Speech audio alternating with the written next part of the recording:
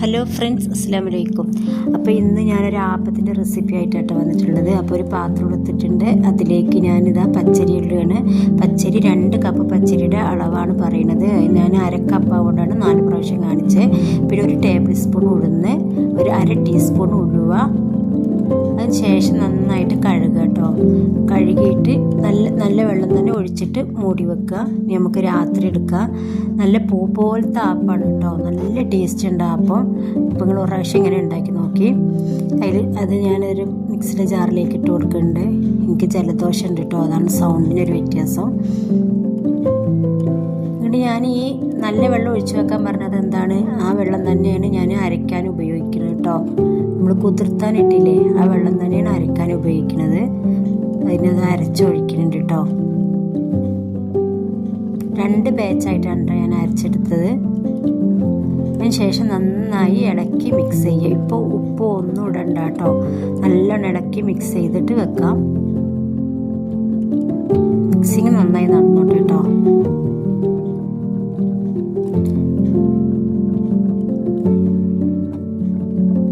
നല്ല മിക്സ് ചെയ്തതിന് മൂടി മാറ്റി വെക്കുന്നുണ്ട് കേട്ടോ.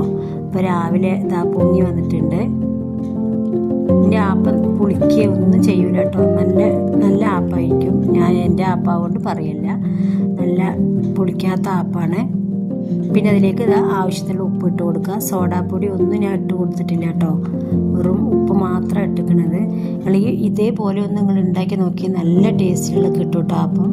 അതിന് ശേഷം ചട്ടി വെച്ചു, അതിലേക്ക് ഇതാ ചട്ടി ചൂടായ ശേഷം കേട്ടോ ആപ്പം ഒഴിച്ചു കൊടുക്കണേ.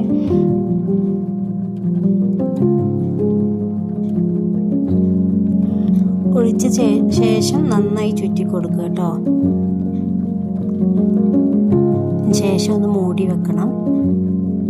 മൂടി വെച്ചത് ആപ്പം റെഡി ആയിട്ടുണ്ട് കേട്ടോ. അപ്പം നമുക്കിത് പാനിൽ നിന്ന് മാറ്റാം.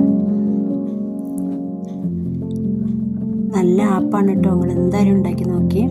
പിന്നെ എൻ്റെ ചാനൽ ഒന്ന് എല്ലാവരും സബ്സ്ക്രൈബ് ചെയ്യുക, സപ്പോർട്ട് ചെയ്യുക, ലൈക്ക് ചെയ്യുക. പിന്നെ ഞാൻ വീണ്ടും ഒരു ആപ്പും കൂടി ഒഴിച്ചു കൊടുത്തിട്ടുണ്ട് കേട്ടോ. നല്ല കുമിളകളൊക്കെ വരുന്ന ആപ്പാണ്. നമ്മളെ പാലക്കാട് ആപ്പം എന്നാണ് പറയുക കേട്ടോ. നിങ്ങളെ നാട്ടിൽ എന്താ പറയുകയെന്നറിയില്ല. ചിലയിടത്ത് അപ്പം പറയും, ചിലയിടത്ത് ആപ്പം പറയും. ഇവിടെ ആപ്പം എന്നാട്ട് പറയുക. പിന്നെ ഇതുപോലെ വേറെ തരത്തിലും ആപ്പം ഉണ്ടാക്കാം കേട്ടോ. ഇതൊരു റെസിപ്പിയാണ്, ഇതിൻ്റെ പോലെ വേറെ ഉണ്ടാക്കാം. ആവശ്യമുണ്ടെങ്കിൽ നിങ്ങൾ ആവശ്യപ്പെട്ട ഞാൻ റെസിപ്പി ഇടുന്നതാണ്. ഉമ്മയാണ് കേട്ടോ ആപ്പം ഉണ്ടാക്കുന്നത്.